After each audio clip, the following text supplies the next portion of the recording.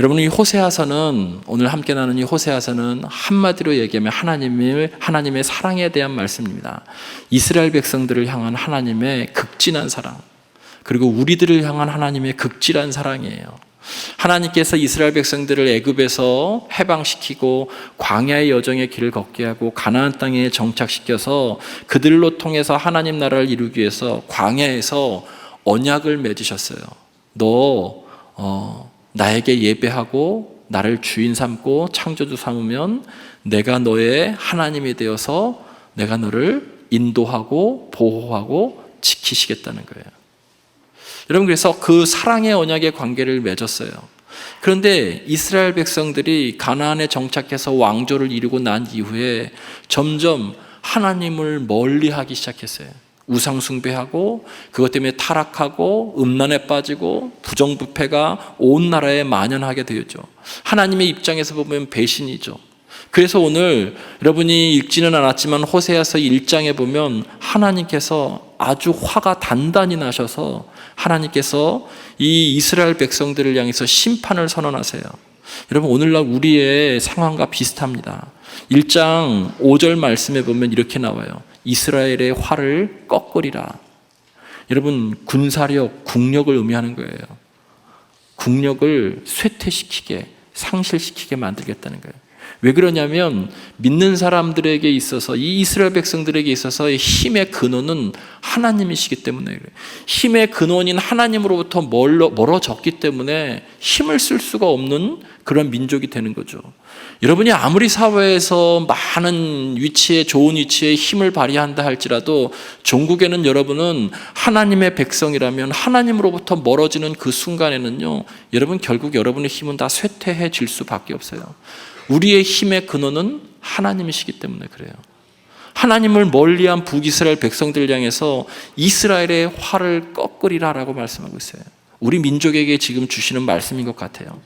6절과 7절의 말씀에 보면 이스라엘 족속을 긍휼히 여기지 않고 용서하지 않을 것이다. 여러분, 무섭죠? 긍휼히 여기지 않고 용서하지 않을 것이다. 전쟁이 나도 7절에 보면 그들을 구원해 주지 않겠다라고 했어요. 화가 단단히 나셨어요. 근데 9절은 정말 치명적인 말씀이에요. 이스라엘 백성들을 애굽에서 인도하고 낸 다음에 언약을 맺으셨는데 그 언약의 내용은 너가 나를 예배하면 너는 내 백성이 되고 나는 너의 하나님이 되리라 라고 약속했는데 9절에 보니까 너희는 내 백성이 아니요 라고 이렇게 말했어요. 너희는 내 백성이 아니요 나는 너희 하나님이 되지 아니할 것이다. 너희들이 이제 멀어졌으니 이제 여기서 끝이다.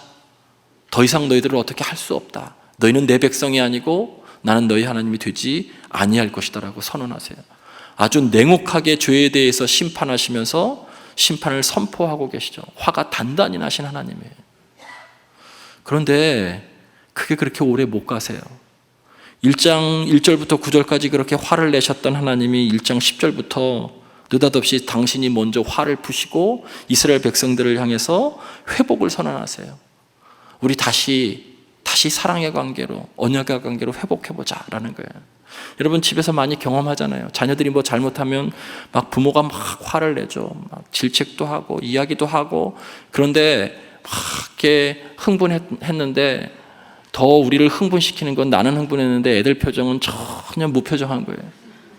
그리고 그렇게 흥분을 해서 막 이야기를 했는데 각자 흩어지고 난 다음에 괴로운 건 내가 더 괴로운 거예요. 부모가 훨씬 더 괴롭죠. 못 견디고.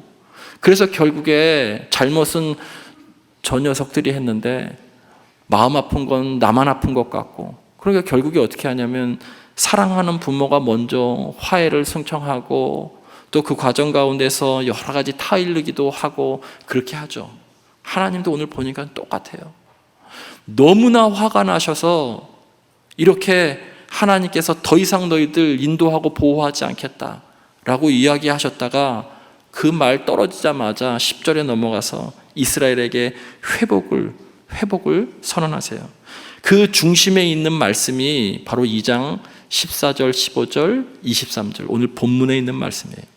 여러분 14절 말씀을 보세요. 그러므로 보라 내가 그를 타일러. 여기서 그런 이스라엘 백성들이에요. 여러분 이 이스라엘 백성들을 호세아서에는 뭐라고 이야기하냐면 불륜으로 집을 나간 고멜이라고 설명하고 있어요. 여러분, 불륜으로 집을 나간 아내를 타일러라고 하는 것은 설득해서 거친 들로 데리고 가서 말로 위로했다는 거예요. 하실 수 있겠어요? 여기 나와 있는 거친 들은 광야예요. 여러분, 성경에서 지난 시간에도 말씀드렸지만 광야는 두 가지 의미가 있죠. 이스라엘 백성들에게 두려운 곳이에요. 신명기에도 이스라엘 백성들이 광야를 두렵고 무서운 곳이라고 그렇게 말하고 있어요. 왜 그러냐면 거기는 추위와 더위가 있고, 일교차가 너무나 심한 추위와 더위가 있고, 그곳에는 전갈과 독사와 들짐승들이 있어요. 그런데 반면에 거기에서는 아무것도 자라나지 않아요. 물론 있기는 있지만 거의 자라나지 않아요. 먹을 수 있는 것들이 별로 없어요. 그러니 대단히 생명의 위협을 가하는 그런 장소이죠. 위험한 장소예요. 그런데 또 한면으로는 이 장소는 이스라엘 백성들에게는 대단히 특별한 장소예요. 이스라엘 백성들을 애굽에서 인도하셔서 광야에 이를 때 그 무서운 곳, 아무것도 나지 않는 곳, 스스로는 살 수 없는 그곳에서 하나님께서 입히시고 먹이시고 채우시고 안고 광야를 지나서 가나안까지 가게 하셨어요. 그러한 은혜의 자리이고 정말 수많은 은혜를, 사랑을 받았던 자리가 바로 이 광야예요. 그리고 출발하기 전에 그 광야에서 시내산 자락에서 언약을 맺으신 거예요. 언약 백성, 이 약속을 잘 지키면 내가 너를 인도하고 보호하고 한평생 책임지겠다는 거예요. 여기에 나와 있는 거친들 광야는 바로 그 첫사랑의 장소를 이야기한 거예요. 이스라엘 백성들을 불러서 그 타일러서 설득했다는 뜻이에요. 히브리 원에 보면 거친들 광야로, 옛날에 내가 너를 40년 동안 이끌고 입히고 먹였던, 그리고 사랑의 언약을 맺었었던 그 첫사랑의 장소로 데려가서 말로 위로했다, 이렇게 성경에 나와 있어요. 특별한 장소죠. 여러분 옆에 앉은 분이 첫사랑이기를 간절히 축원합니다. 첫사랑 맞으세요? 여러분, 첫사랑이 주는 어떤 느낌들이 있잖아요. 설레임, 보았는데 또 보고 싶은 것, 막 심장의 박동수, 여러 가지 느낌들이 있잖아요. 첫사랑이 남겨주는 그런 이미지들이 있습니다. 저희 아내는 사실인지 아닌지 제가 확인을 안 했었는데 제가 늘 첫사랑이라고 얘기하더라고요. 그러면서 당신은 자신이 첫사랑이 맞냐고 꼭 묻더라고요. 맞아요. 제가 저희 장인어른 댁이 화정입니다. 화정. 그리고 저희 처제 집이 서호릉 인근에 있어요. 여기에서 화정을 가는 그 길에 서호릉을 거쳐서, 물론 여러 가지 가는 방법이 있지만 로컬 길로 가다 보면 서호릉을 지나서 화정으로 갈 때가 있는데, 저희 장인어른이 제가 한참 아내랑 연애할 때 가련동에 살았어요. 가련동. 그래서 그 가련동을 지나서 이렇게 서호릉 지나서 이제 화정을 왔다 갔다, 지금도 배로 왔다 갔다 하면, 옛날에 가련동 살았었을 때 제가 전화해서 아내랑 데이트했었던 그 장소, 일로 나와요 이렇게 이야기하면 그 가련동 사거리에 투 프랑스라고 하는 커피숍에서 늘 만났어요. 그런데 장인어른도 거기 사시고 처제도 거기서 거길 왔다 갔다 할 때마다 그 건물을 지나가면서 둘이 똑같이 저기 맞지, 저 건물 저기 맞지, 투 프랑스, 이 얘기 속에 옛날에 그 첫사랑의 설레임들이 있더라고요. 그러면 그때를 생각하고 서로 웃기도 하고 또 따뜻하게 손을 한번 잡아주기도 하고 그렇게 합니다. 그때마다 있었던 그 투 프랑스 그 자리인데, 나중에 제가 부임해보니까 장로님이 거기서 병원을 2, 3층에 사시더라고요. 저 때문에 잘 되는 줄 믿습니다. 여러분, 그 장소예요.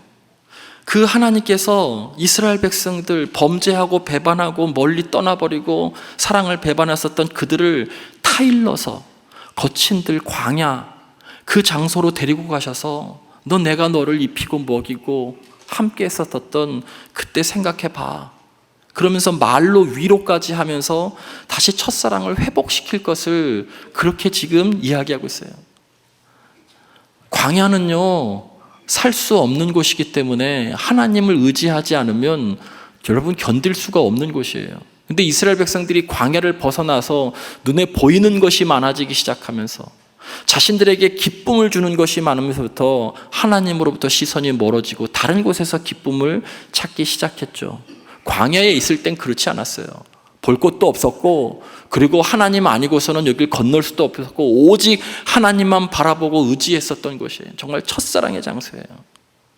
여러분 그렇게 많이 얘기하시잖아요. 나 옛날 젊었을 때 정말 열심히 예배드리고 정말 열심히 기도하고 교사도 열심히 하고 예배도 드리고 헌신도 많이 했잖아요.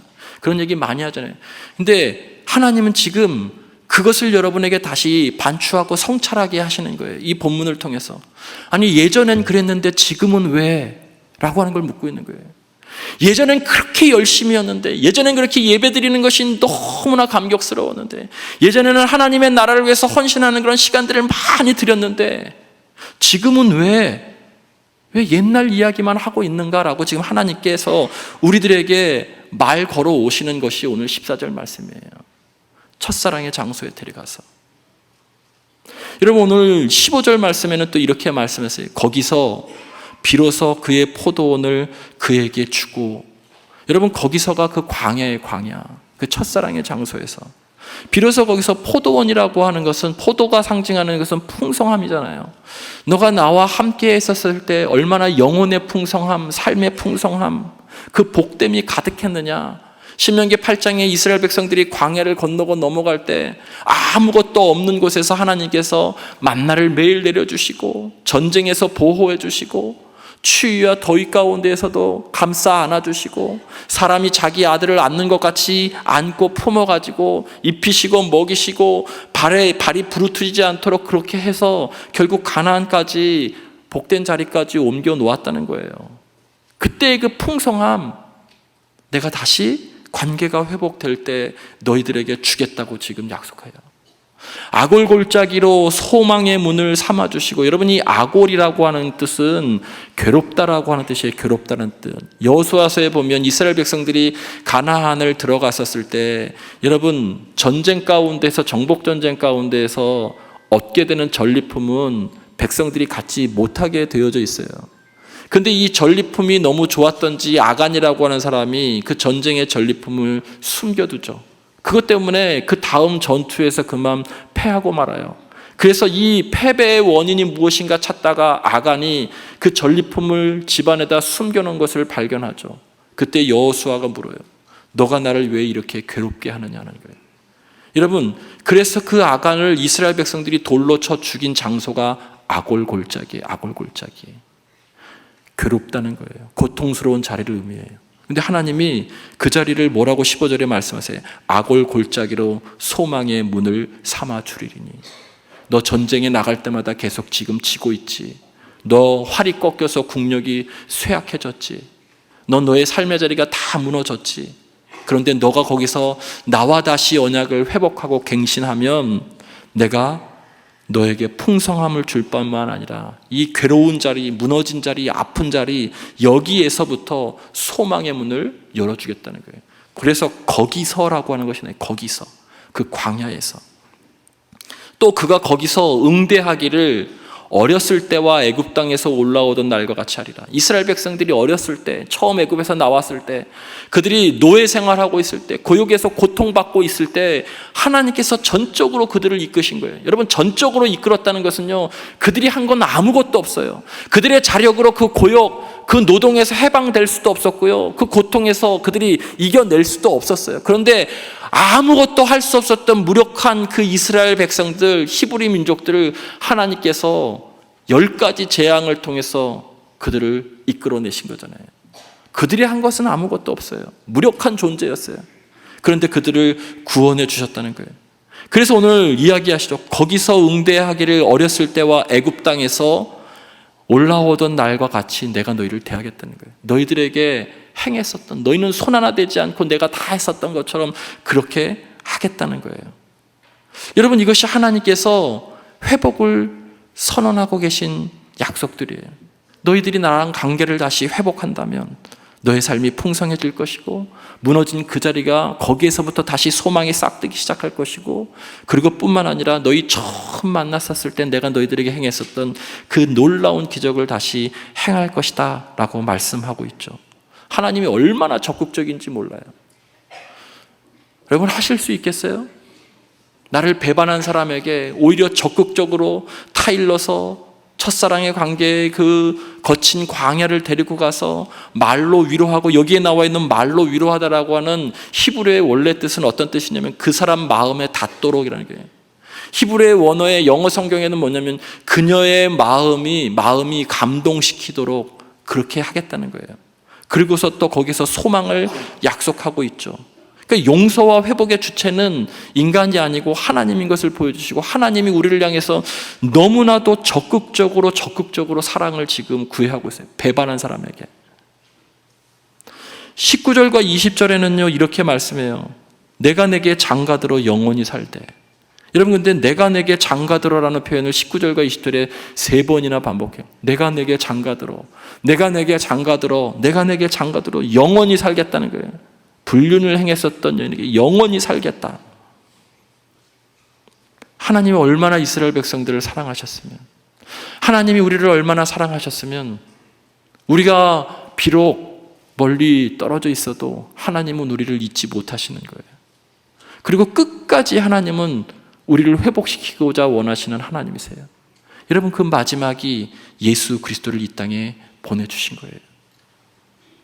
하나님이 하늘 높은 보좌를 다 버리시고 우리를 너무나 사랑하셔서 여러분 이 땅에 육신의 몸을 입고 오셨고 우리를 구원하기 위해서 십자가를 지신 것이죠. 그래서 오늘 성경 23절 맨 마지막 20절과 23절의 말씀에 보면, 그렇게 행할 때 20절에 보면 내가 여호와를 알리라는 거예요. 이렇게 사랑하고 적극적으로 사랑하고 함으로 인해서 이스라엘 백성들이 비로소 하나님의 사랑을 다시 깨닫게 된다는 거예요. 그리고 1장 9절에서 얘기했었던 너는 내 백성이 아니야, 이제 더 이상 너의 하나님이 아니야, 이 모든 말씀을 철회하고 오늘 성경의 말씀 23절의 말씀에 보면 내가 이제 너는 내 백성이고 나는 너의 하나님이 될 것이다 라고 다시 언약을 갱신하고 회복시키시죠. 우리보다 하나님이 우리를 말할 수 없을 정도로 사랑하십니다. 우리가 아무리 예배를 드리고 하나님 사랑한다고 아무리 무슨 헌신을 많이 하고 아무리 뭘 한다고 해도 여러분, 사실은 성경을 보면 하나님이 말할 수 없을 정도로 우리를 더 사랑하세요. 여러분, 오늘 이 본문 말씀 속에서 새해를 맞아서 여러분에게 2가지 정도 여러분의 삶에 꼭 적용되기를 원합니다. 그 첫 번째는 성경에 나와 있는 거기서라는 거예요. 여러분, 거기서가 이스라엘 백성들에게 첫사랑이랬다면 여러분도 첫사랑을 회복하시길 바랍니다. 옛날에 이랬는데 왜 지금 나는 이렇게 무너져 있는가? 옛날에는 그렇게 뜨거웠는데, 옛날에는 그렇게 헌신적이었는데, 옛날에는 그렇게 하나님을 사랑하고 그 뜻을 따라서 경건 생활도 열심히 했는데 지금은 도대체 무엇 때문에 이렇게 내가 형식적이고 무미건조하고 열정도 없을까? 여러분, 거기에서부터 다시 시작하라는 거예요. 또 한 가지는 여러분의 삶에 이 거기서가 광야라고 한다면 또 한 가지 측면은요, 여러분이 겪고 있는 시련과 어려움, 고난의 장소이기도 해요. 상황이기도 해요. 여러분, 지금 힘들고 어려운 삶의 상황이 여러분에게 있다면 거기서부터 다시 시작하십시오. 거기서부터 다시 하나님을 예배하고, 거기서부터 다시 하나님께 부르짖고, 거기서부터 다시 하나님과의 관계를 회복해서 여러분의 삶 가운데 풍성함이 있기를 주의 이름으로 간절히 축원을 드립니다. 무너진 그 자리에서, 거기서 우리 지금 한국 사회의 이 혼란도 도대체 어떻게 해결해야 될지 알 수 없는데, 그러나 거기에서부터 우리가 정말 붙들어야 될 것은 하나님께 구하는 것 외에는 방법이 없는 거예요. 사랑하는 성도 여러분, 지금 여러분의 삶이 무너져 있습니까? 거기서 다시 하나님과 관계를 회복하시고 첫사랑을 회복하기를 주의 이름으로 간절히 축원을 드립니다. 여러분의 삶이 너무나 말할 수 없이 힘들고 고통스럽다면 거기서 낙담하지 마시고 거기서 다시 주님과 더불어 시작하길 원합니다. 예전에 열심히 하셨다라고 하신 분들, 왜 지금은 이런지 그 광야에서 다시 한번 성찰하고 반추하는 자리가 되었으면 좋겠어요. 또 한 가지는 우리들에게 적용한다면 무너진 관계를 여러분 올 한 해는 회복하시길 바랍니다. 여러분, 본문 14절에 보면요, 이럴 수가 없어요. 내가 해준 게 너무너무 많은데 이 사랑을 배반하고 정말 우상숭배하고 음란하고 패역한 이스라엘 백성, 불륜을 행한 고멜과 같은 그 이스라엘 백성들을 하나님께서 그들을 데리고 첫사랑의 장소에 타일러서 데리고 갔다는 거예요. 그리고 말로 위로하고 그들의 마음에 닿도록 그렇게 했다는 거예요. 여러분, 그리고 내가 너랑 함께 살겠다, 내가 내게 장가들어, 내가 내게 장가들어, 내가 장가들어 영원히 살겠다고 적극적으로 하나님께서 사랑을 표현하고 계세요. 하실 수 있겠어요? 나를 배반한 사람에게, 나와 관계가 멀어진 사람에게 내가 너무나도 사랑했는데 그 사랑한 것만큼 배신감이 얼마나 크겠어요? 여러분, 우리 자녀들에게 그렇잖아요.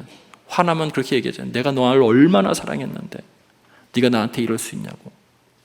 여러분, 제가 일전에 한번 말씀드렸죠. 사랑은 주는 자의 언어가 아니라 받는 자의 언어라고.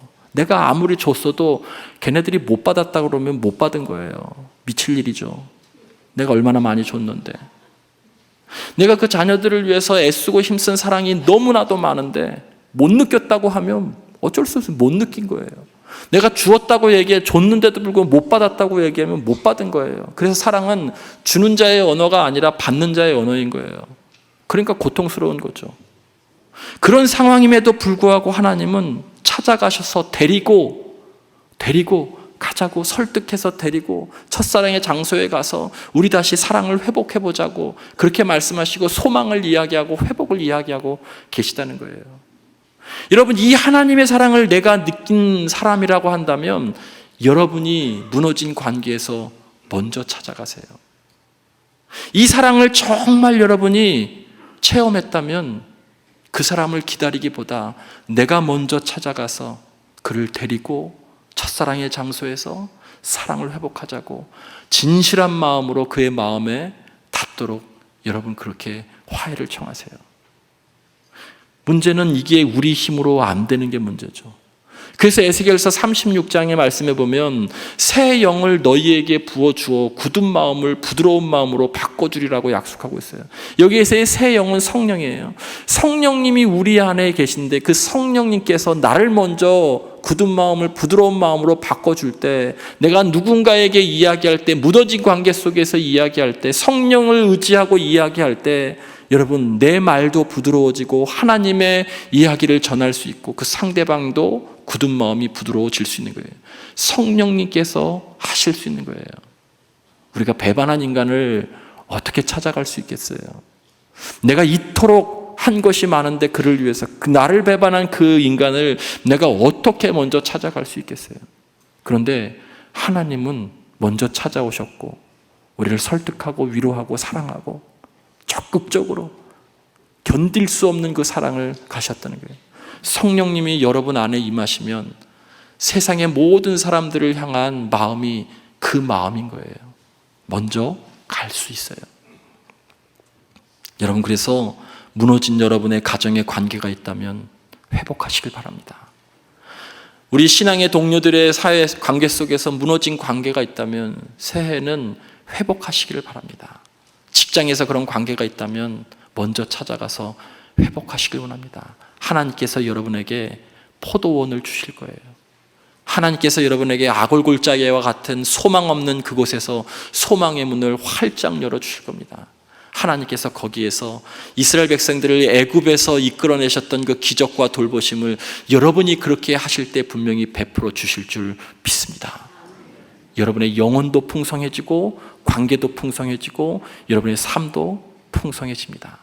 2025년도 새해가 시작됐는데 오늘 이 말씀을 붙잡고 여러분 거기에서부터 다시 시작하십시오. 지금 무너져 있다 할지라도 절망하지 말고 거기서부터 다시 시작하는 우리 모두가 되기를 주의 이름으로 간절히 축원을 드립니다.